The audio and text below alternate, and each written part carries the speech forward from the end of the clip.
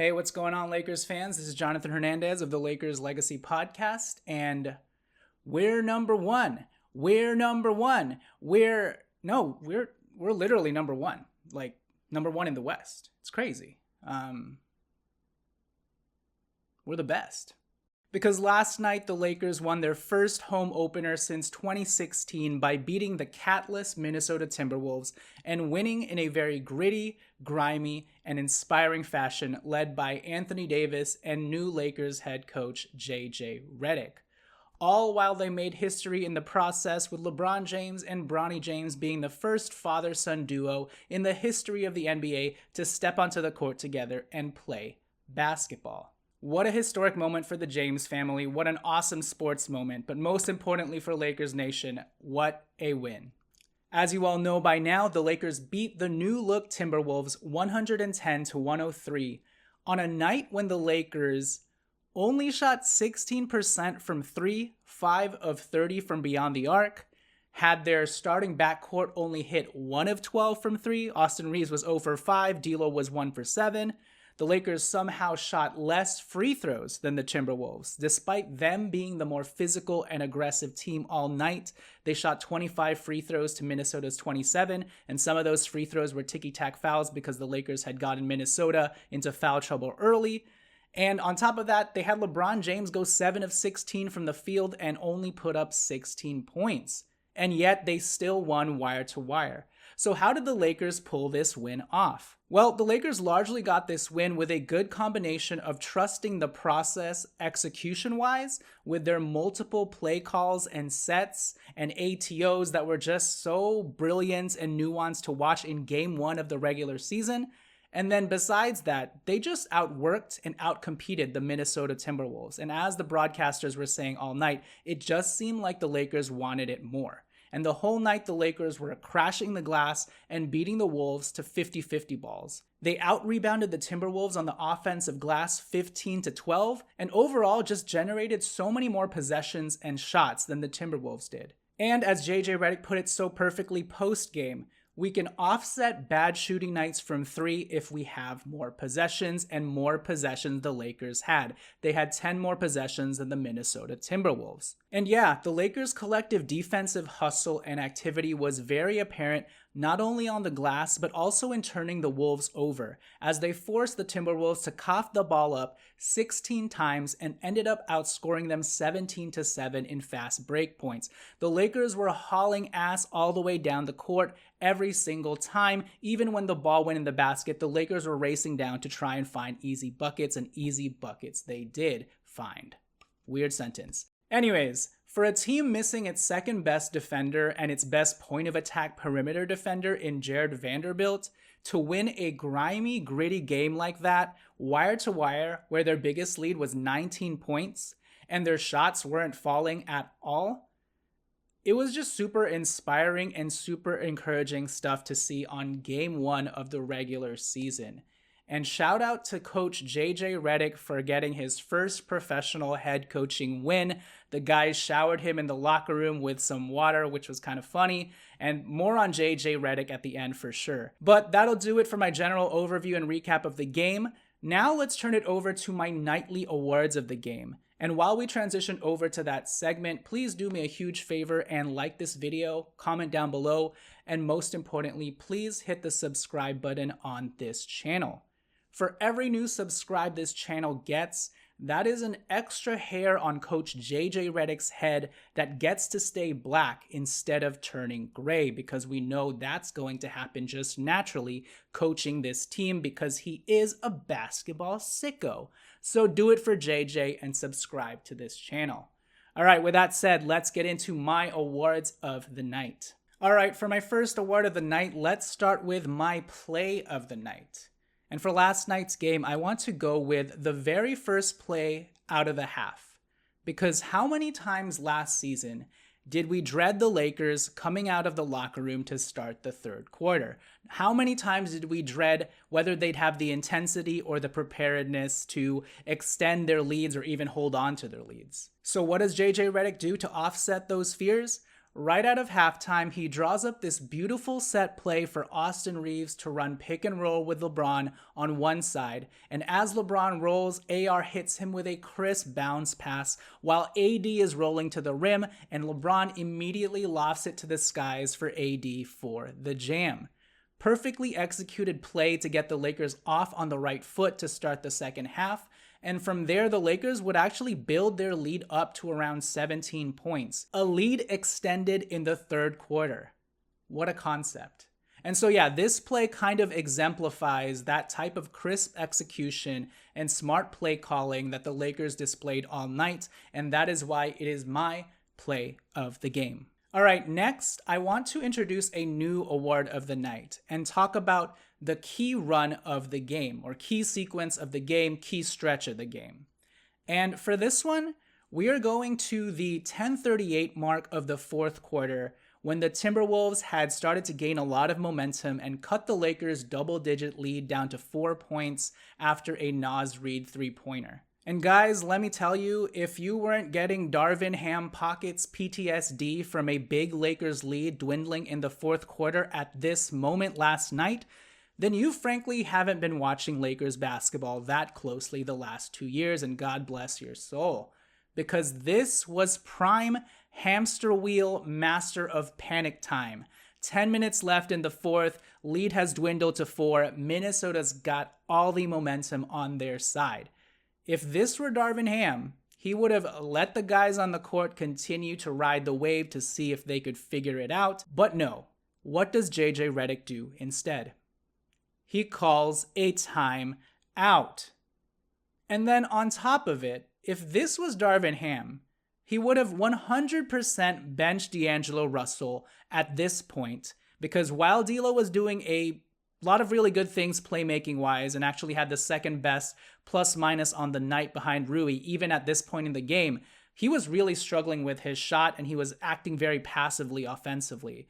And this would have been the perfect time in the game for Darvin Ham to bench D'Lo for the rest of the night and not close with him. But what does JJ Redick do instead? He calls timeout and then he comes back out of that timeout with D'Angelo Russell. And the only sub he makes is actually for Dalton Knecht. Dalton Knecht comes in for Austin Reeves. And over the next 2 minutes or so, D'Angelo Russell would end up having a hand in all of the Lakers' next 6 points, as the Lakers would go on a 6-0 run to get the lead back up to 10. First, we had this really nice Spain pick and roll set up for D'Lo, who drives into the lane and hits the tough floater with DiVincenzo riding his back. And then the Lakers sprint all the way back down the court off of a long rebound. D'Lo gets the ball in transition at the three-point line. This is a prime D'Lo heater moment where he just hit a shot the play prior where he would normally chuck this three up, but instead he lobs the ball up to a streaking LeBron James for the easy lay-in. And then the play after that, we had one of the best dunks of the night and most exciting moments of the night, with D'Lo recovering the loose ball out of an ATO on a botched set after Austin Reeves slips on the floor, and somehow D'Lo still manages to hit Hayes with the disgusting manna from heaven alley-oop from the skies. And man, was crypto lit after that play. And boom, just like that, out of that timeout, the Lakers lead is back up to 10. So chef's MFing kiss. Thank you, JJ Redick. That was my play and key sequence of the night. All right, so let's move on to my MVP of the night, MVP of the game. There is only one man that this award can possibly go to, and it is Mr. Everything Everywhere AD at once, Anthony the Brow Davis. AD was dominant in literally every single aspect of basketball on the court last night. 36 points, 13 rebounds, 4 assists, 3 blocks. He got to the line 15 times and hit 13 of his free throws. He was bringing the ball up the floor and initiating the offense, making some nice passes. He hit a 3-point shot in the second half. He hit off the dribble layup drives to the rim, heavily contested. He hit step back pull up mid-range J's in Gobert's face. My God, he was unstoppable. And what's crazy is I feel like he still left a little bit of meat on the bone, because he didn't even shoot that well from the field overall. He only shot 11 of 23. Imagine if he had shot 14 of 23. He would have probably had a near 50-pointer on the night. But yeah, it is clear that JJ Redick is very serious about unleashing and unlocking AD the Beast this year. And it is about fucking time. Which leads me to the defensive player of the night. Max Christie. No, of course it's not Max Christie. It's still MFN AD, emphasis on D and MFN. Because Anthony Davis was a one-man wrecking crew on the defensive end of the floor last night. His volleyball block and spike out of bounds where he sent Rudy Gobert into the multiverse was a statement block. Stop giving this dude Defensive Player of the Year and pay me my damn respect. You could feel all of that in the spit that AD was letting fly to the crowd as he was letting out that primal scream. All night, AD completed defensive plays by snatching rebounds out of the air with such ferocity. He was stopping ball handlers and cutting off drives on the perimeter, contesting out to jump shooters and altering shots, blocking shots right at the rim. Yeah, there was absolutely no question who the heart and soul of the Lakers defense was last night. It was AD, and the fact that he was able to captain the defense so masterfully and still have the energy to put up 36 points. Come on, man. That is next level type stuff. Career year for AD incoming, AD on the way, MVP AD, Defensive Player of the Year AD on the way. All right, moving on to the sixth man of the night. And this is going to go to the 7-foot Corbin Blue with bunnies, Mr. Jackson Hayes.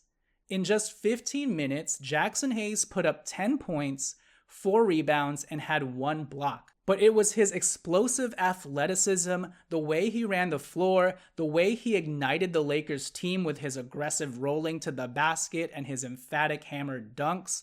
That's what sort of really changed the energy and momentum of the game. And yeah, his energy was so infectious to the rest of the guys on the court. And defensively, the way he contested out to shots and tried to alter other shots in the paint, granted he was still getting a bunch of ticky-tack foul calls. Overall, Jackson's injection of life and hustle, and the fact that he's just an insanely quick, big body that allows the Lakers to play big without losing speed, he was simply huge for the Lakers off of the bench. This is a Jackson Hayes, by the way, that so many Lakers fans just wanted to cut or salary dump with a second or two in the offseason because they wanted to bring in someone new.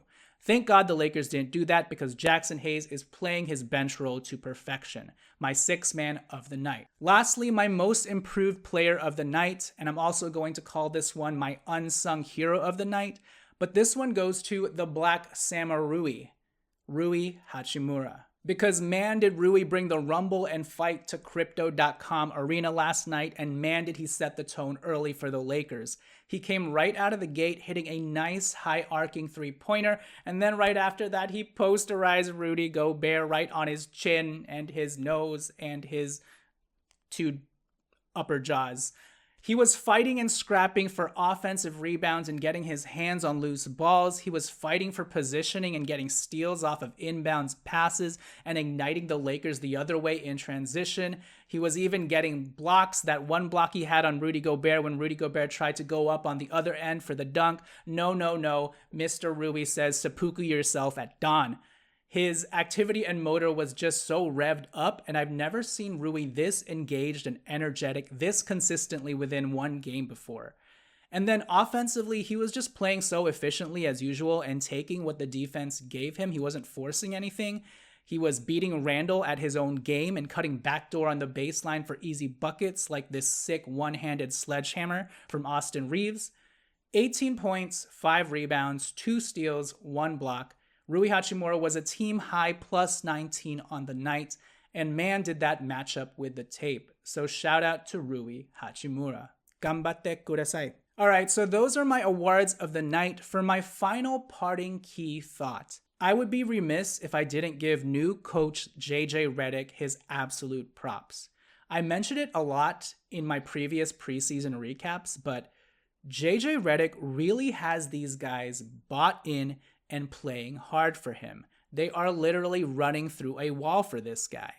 They are really taking to his attention to detail, his schematic tactics and are really sacrificing their body out there on the other end of the floor defensively because they know that their coach has their back and is making sense and articulating what he wants them to do so well. And even when the guys are missing shots, their coach is telling them to keep shooting and keep trusting the process. The shots will eventually fall. And in the meantime, if you're missing, then make sure to make up for that by crashing the corners for offensive boards. And you see the guys clearly taking to that directive. And man, the Lakers team we saw last night playing that type of frenetic, inspired basketball in spite of the defensive personal deficit that they had, it honestly felt a little bit like the 2020 Lakers when we had guys like Alex Caruso, KCP, Danny Green,